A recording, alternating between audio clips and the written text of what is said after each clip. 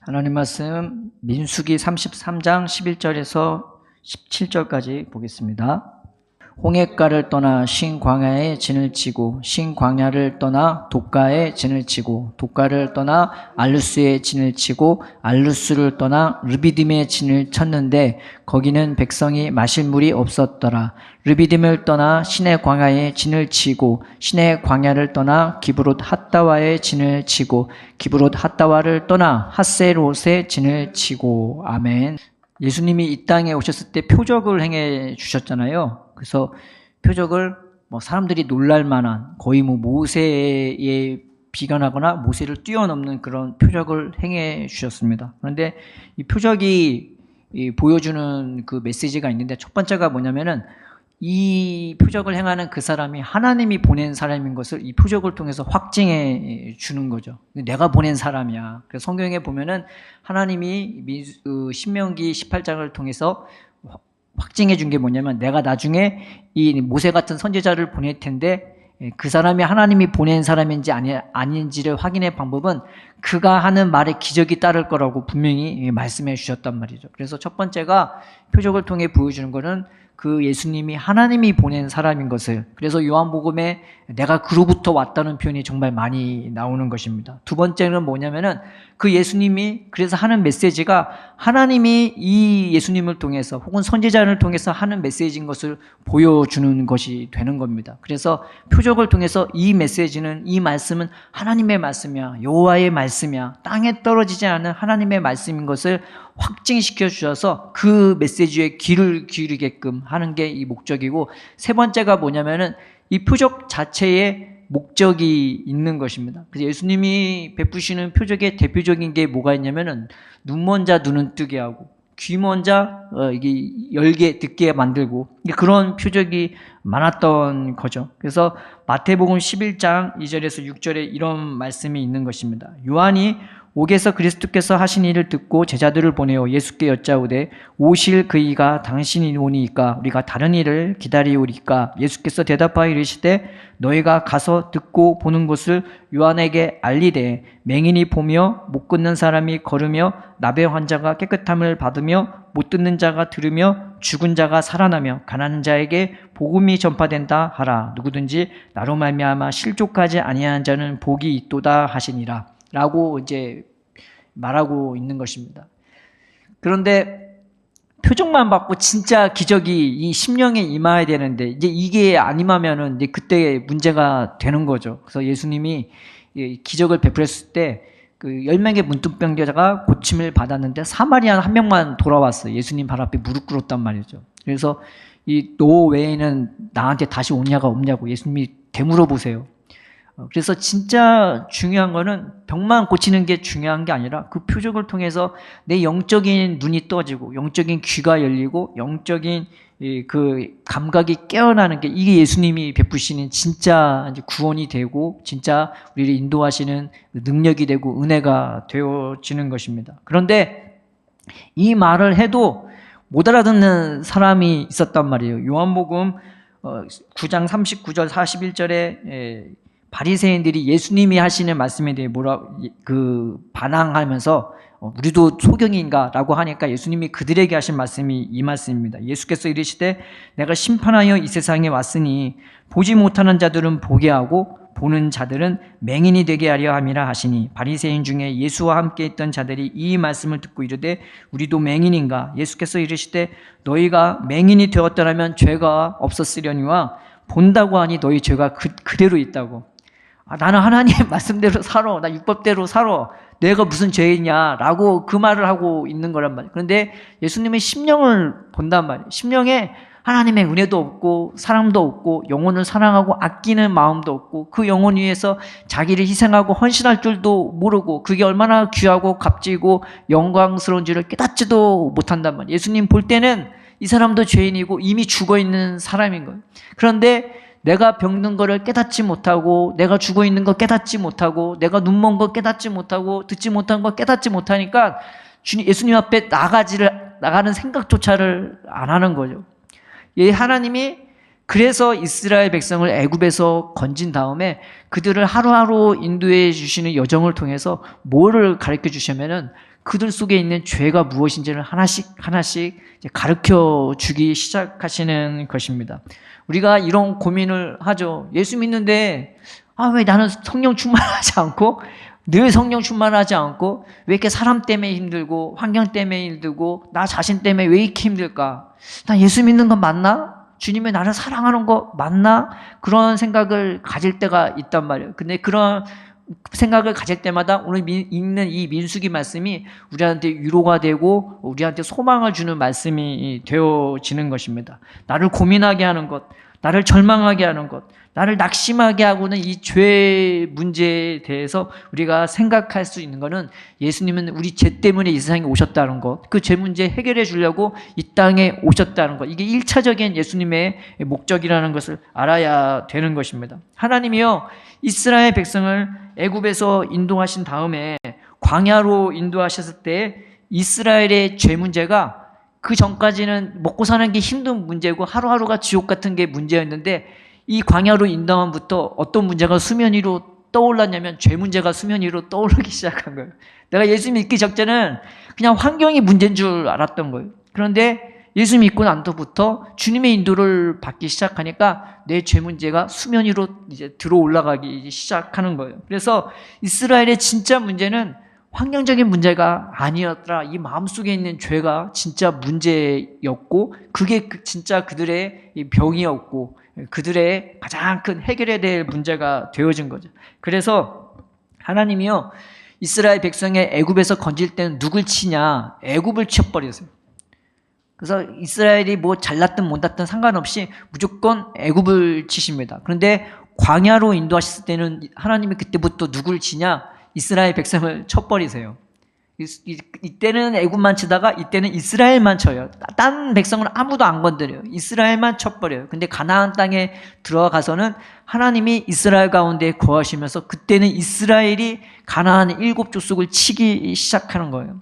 그래서 하나님이 광야에서 이 가나안 땅 들어가까지 어떻게 그들을 인도해 주셨냐? 그들과 함께 하시면서 그들과 앞서서 인도해 주셨는데, 이 광야 생활을 통해서 이 하나님이 이스라엘 백성을 자기와 가까이 있게 만들고 자기 안에 거하게 해서 나중에 어떻게까지 인도하셨냐? 하나님이 그들 가운데 거하길 정도로, 어디에 가든지 하나님이 그 가운데에 거할 정도로 하나님과 이스라엘 관계가 굉장히 가까워지게 되는 것입니다. 그래서 이 광야 기간에 내 죄 문제가 수면 위로 드러나기 시작하는데, 아이러니하게 그때가 주님과 더 가까워지는 시간이 돼버린 거예요. 이 세상은 그러지 않잖아요. 똑똑하고 잘난 사람 먼저 내 사람 만들고, 모자라고 편편없는 사람 내치는 게 세상에 보통 도리인데, 하나님은 거꾸로 죄 많은 인간들 불러주셔서 오히려 죄 문제를 가지면서 그들과 얽히고 섞이면서 그들 가운데 거하시는 함으로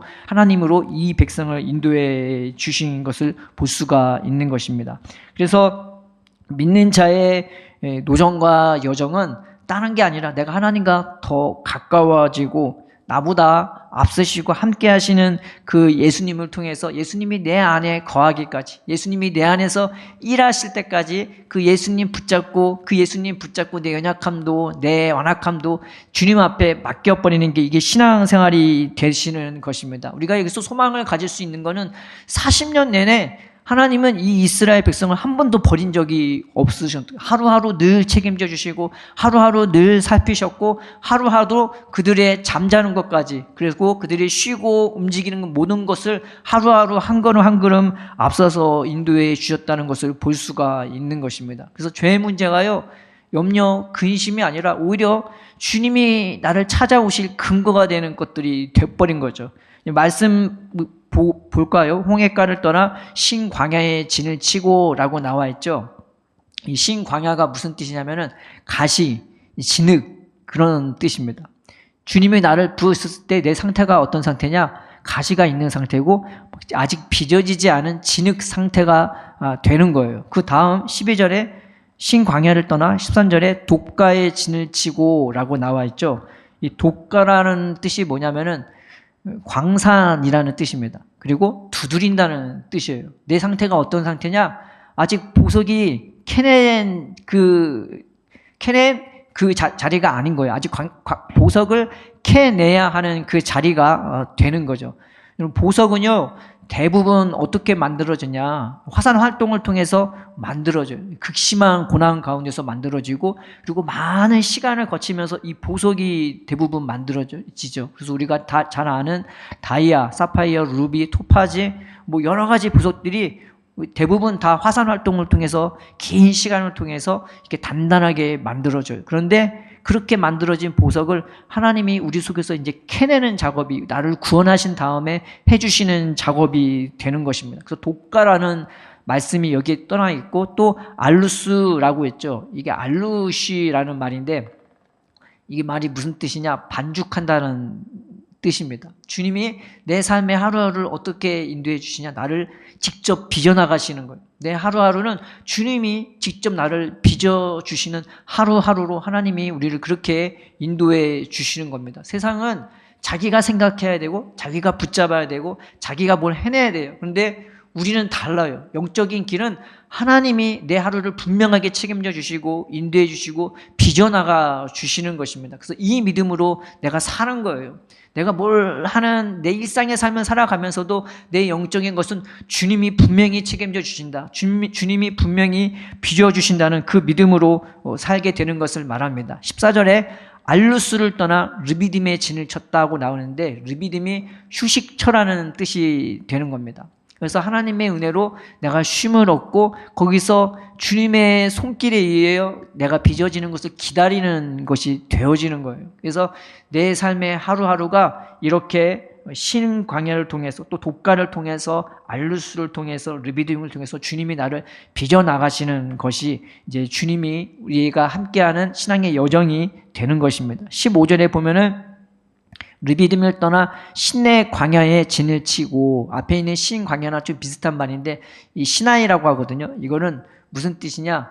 가시가 많다는 거예요. 이때 뭐가 이들 백성 가운데 임했냐면 율법을 주셨거든요. 근데 율법을 주니까 죄가 한두 가지가 아니고 너무나 많은 거예요. 그러니까 가시가 여기저기 박혀 있는 그런 상태가 되는 거죠. 그리고 16절에 기브롯 핫다와가 나오죠. 기브롯 핫다와는 탐욕의 무덤이라는 뜻입니다. 고기 탐하다가 죽은 거예요. 하나님의 은혜는 그렇게 뭐 간절히 사모하지도 않고 철야 새벽 예배 그런 것도 안 해요. 그런데 그 고기에 대해서는 종일 종이야. 그리고 그 다음날 밤새도록 눈이 시뻘개지도록 그걸 탐하고, 하나님에 대해서 그거에 대해 조금 비견할 만하게 주님을 사모하고 그 은혜를 거했으면 주님이 안 치셨을지도 모르겠어요. 그런데 주님에 대해서는 이만큼도 관심이 없는 사람이 세상 것에 대한 뭐 눈이 시뻘개지도록 철야하고 밤샘하고 새벽 기도하고 막 그런 식으로 그렇게 탐욕을 부리다가 거기서 죽은, 그러니까 그들의 삶 자체가, 그들의 마음 자체가 탐욕으로 가득 찬 거예요. 그런데 그게 얼마나 가시가 많은 건지 모르는 거죠. 그래서 디모데전서 6장 9절 10절에 이제 이런 말씀이 있습니다.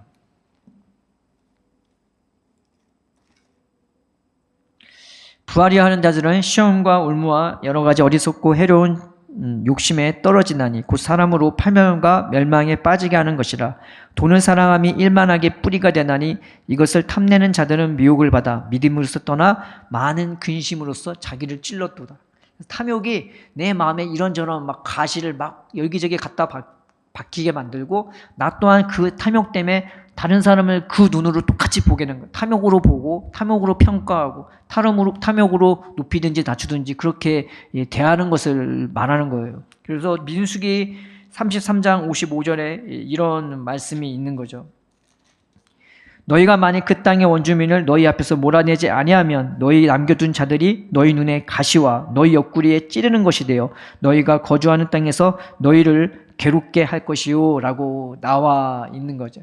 죄가 내 마음속에, 탐욕이 내 마음속에 막 있으면 그것이 나를 막 찌르는 거예요.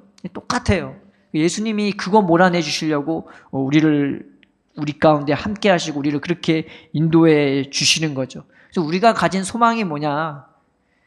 내가 예수 믿는데 아직도 내 안에 욕심이 있고 내 안에 여러 가지 비판하는 게 있고 수근수근거리는 게 있고 다른 사람에 대해서 이렇게 저렇게 평가하는 것도 있고 정죄하는 게 있고 내 속좁음도 있고 내 아둔함도 있고 내 미련함도 있고 여러 가지 안 좋은 것들이 막 드러나기 시작한단 말이에요. 예수를 믿는데 은혜 받는 부분도 있지만 반대로 죄에 대해 나타나는 것도 이게 암울하게 나타나는 것도 있단 말이죠. 그런데 40년 내내 함께 하셨던 그 하나님을 보면서 하나님이 그래서 나와 함께 하시는구나. 하나님이 그래서 나를 붙들어 주시는구나. 그런 소망을 가질 수 있고 또 하나 예수님의 십자가를 통해서 내가 그 소망을 가질 수가 있는 것입니다.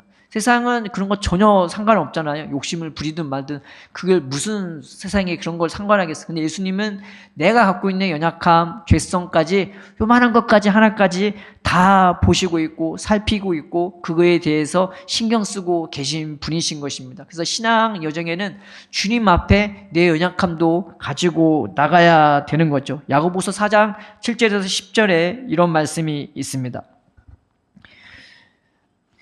그런즉 너희는 하나님께 복종할지어다. 마귀를 대적하라. 그리하면 너희를 피하리라. 하나님을 가까이하라. 그리하면 너희를 가까이 하시더라. 죄인들아 손을 깨끗이 하라. 두 마음을 품은 자들아 마음을 성결하게 하라. 슬퍼하며 애통하며 울지어다. 너희 웃음을 애통으로 너희 즐거움을 근심으로 바꿀지어다. 주 앞에서 낮추라. 그리하면 주께서 너희를 높이시리라 라고 말씀하고 있는 것입니다. 하나님은요 우리를 알고 부르세요. 그래서 내가 연약한 것도 알고 내 죄성도 알고 내 완악한 것도 알고 내가 넘어질 것도 알고 내가 배반할 것도 알고 부르시는 것입니다. 그럼에도 불구하고 우리를 사랑하신 거고 그럼에도 불구하고 우리를 부르셔서 나보다 나를 더 잘 아시는 그 하나님이 나에 대한 생각도 계획이 너무나 많으셔서 거기에 맞게 하루하루 우리를 인도하시고 우리를 이렇게 새롭게 빚어나가시는 거죠. 그래서 주님의 은혜가 나타나기 시작하면 내 연약함도 죄성도 드러나기 시작하는 겁니다. 그게 얼마나 나를 죽게 만드는지, 그게 나를 얼마나 괴롭게 만드는지, 그게 나를 얼마나 쓰라리게 만드는지 그걸 드러나게 해주셔서 그걸 가지고 주님 앞에 나오도록 하나님은 우리는 인도해 주시는 거죠. 그래서 그런 죄가 드러남에도 불구하고 그런 깊은 관여를 해 주시는 거죠. 그 에레미야에서 보면은 하나님이 이스라엘 백성이 바벨론으로 끌려갔을 때 나중에 어떤 자들이 돌아오냐? 눈먼 자들이 돌아올 것이고 저는 자들이 돌아올 것이라고. 그냥 오는 것이 아니라 울면서 하숫가의 바른 길로 내가 그들을 인도해서 내가 원하는 땅으로 내가 그들을 인도한 땅으로 그들을 들여놓으리라고 말씀해 주신 것입니다. 그래서 내 삶은요 주님이 키워주셔야 되는 거고 또 주님이 키워주시려고 우리를 그렇게 인도해 주시는 것입니다. 그런데 내 연약함이 드러날 수 있는 거예요. 또 드러나게 돼 있는 것입니다. 야곱이 죽기 직전에 했던 고백이 있어요. 그게 뭐냐? 내가 태에서 나무로부터 지금까지 나를 기르신 하나님이라고. 이 말을 작년 때 한 것이 아니고 청년 때 한 것이 아니고 죽기 직전에 하셨던 그 말씀이 되는 거예요. 내가 지금까지 잘나서 여기까지 살아왔어. 내가 내 인생 여기까지 꾸려왔어. 이렇게 고백한 것이 아니라 야곱이 그 하나님 앞에 고백하기를 나를 지금까지 키우신 거는 하나님이라고 고백해 주신 것입니다. 그래서 내 삶도 주님이 키워주시고 내 연약함, 내 모난 것, 내 죄성의 요만큼 작은 것까지도 주님 앞에 발견할 때마다 주님 앞에 그것을 가져다 놓고 주님 앞에 아뢰는 그 모습이 필요한 것입니다. 우리가 예전에 이런 놀이 많이 했잖아요. 모래에다가 흙을 이렇게 쌓아놓고 손을 이렇게 집어넣는, 그래서 그런 노래 많이 불렀잖아요. 두꺼봐 헌집 줄게 새집 다오. 그런 고백을 했었단 말이에요. 근데 예수님이 딱 그래요. 예수님 앞에 내 연약한 것 발견할 때마다 예수님 나 이거 가져갔어요. 그거 그대로 주님 앞에 드리고 내가 안 되는 것, 내가 어쩔 수 없는 것 여러 가지 우울한 이런저런 안 좋은 것들 주님 앞에 가지고 나서 때로는 말씀으로, 때로는 책망으로, 때로는 은혜로, 때로는 말없이 덮어주는 그 모습으로 내 연약한 것까지 하나님의 은혜로 하나씩 하나씩 새로워지고 바꿔지고 변화되는 것을 우리가 경험해 나가야 되는 것입니다. 그래서 자신의 연약함이 드러날 때마다, 내 죄성이 드러날 때마다, 내 죄가 드러날 때마다 가만히 있는 것이 아니라, 절망하는 것이 아니라, 낙심하는 것이 아니라 그걸 그대로 주님 앞에 가지고 나는 저와 여러분 되기를 주님의 이름으로 축원드립니다. 주님은요, 그 죄까지도 당신과 관계 있는 것으로 만들려고 우리를 부르셨어요.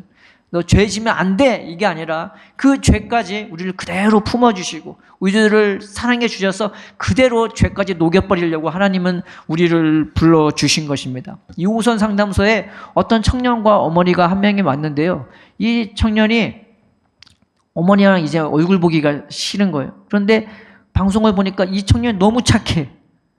어머니가 그 아버지랑 이혼하고 이 어머니를 도와주려고 어머니 옆에 살았는데 다 어머니 뜻에 맞춰서 착한 아이가 되었고, 그리고 그 사람들이 시선에 맞게 맞추려고 늘 착한 아이가 되었단 말이죠. 그런데 이 아이도 하고 싶은 게 있었을 거고, 자신의 어려운 것도 있었을 거고, 괴로운 것도 있었을 거란 말이죠. 그런데 그 상담소에서 나중에 말을 하니까 이 아이가 어렸을 때부터 일진들로부터 왕따를 당해갖고 아이들로부터 너는 계집애 같다고 막 그런 소리를 고등학교 때까지 들은 거죠. 화장실만 가면 사람들이 애들이 쫓아갔대. 얘가 남자인지 여자인지 확인한다고.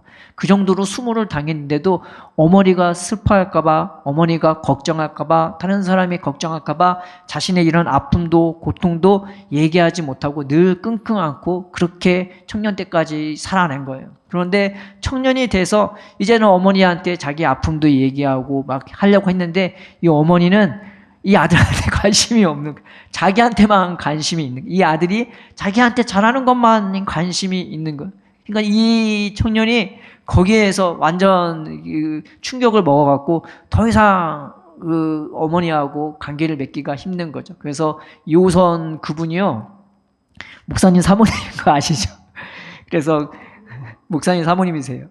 그래서 그 사람한테 이제 뭐라고 하죠? 처방을 내리기를 적고도 3년간은 떨어져 있어야 된다. 네, 그러면서 혼자 자신을 꾸려나갈 수 있게 또 마음을 추스릴 수 있게 그런 시간을 줘야 된다라고 말하고 있는 것입니다. 주님과 같이 살다 보면요, 내 연약한 것도 드러나게 죄 지면 안 돼. 무조건 안 돼. 너 그렇게 하면 돼? 그게 필요한 것도 있겠지만 때로는 싸매주는 은혜도 필요하고, 때로는 알면서도 들어주는 은혜가 필요하고, 그 고통에 대해 같이 울어주고 아파하는 시간도 필요한 거예요. 그래서 하나님은 그걸 우리에게 해주시려고 우리를 불러주신 것입니다. 신앙 여정, 믿는 자의 여정은 그 은혜만 받고 좋으면 얼마나 좋겠는데 여러 가지 연약한 것도 완악한 것도 다 드러내기 마련인 겁니다. 근데 믿는 자 안에서 그런 것 같아 이렇게 하면 저렇게 하면 안 돼라고 아니라 그 사람을 위해서 같이 아파하고 들어주고 기도해주고 쓰다듬어주고 보다듬어주는 그런 은혜가 필요한 것입니다. 하나님은 이 은혜로 우리의 죄된 것까지 그렇게 관여해 주시고 그렇게 치료해 주시고 그렇게 새롭게 해주시려고 우리를 그 은혜와 사랑 안에서 불러주신 것을 우리가 이 말씀을 통해 볼 수가 있는 겁니다. 삶 속에서 이런저런 내 연약함이 드러날 때, 내 죄가 드러날 때 우울하고 괴롭고 슬프고 짜증나고 분노할 때도 그것 가지고도 주님 앞에 나아갈 수 있는 저와 여러분 되기를 주님의 이름으로 축원드립니다. 주님은요, 받아주세요. 그리고 귀 기울여 주세요. 그리고 품어주시고 안아주시고 또 그 상황에 맞게 우리를 세워주시는 것입니다. 이것이 믿음이고, 이런 어린아이 같은 믿음을 하나님은 우리에게 요구하고 계시고 또 그렇게 우리를 하나님 앞에 마음껏 나갈 수 있도록 예수님은 우리에게 담대한 믿음을 주시는 것입니다. 이 말씀 붙잡고 삶 속에서 우리가 낙심과 좌절에 빠지는 것이 아니라 내 지극히 작은 신음 하나까지도 주님 앞에 이 여정 가운데 늘 주님 가까이 하면서 주님 앞에 가지고 나갈 수 있게 해달라고. 그래서 내 하루하루가 주님과 더 가까워지고 내 연약함도 하나님의 은혜에서 더 새롭게 변화될 수 있는 그런 근거가 되게 해달라고 우리가 주님 앞에 나아가는 저와 여러분 되기를 주님의 이름으로 축원드립니다.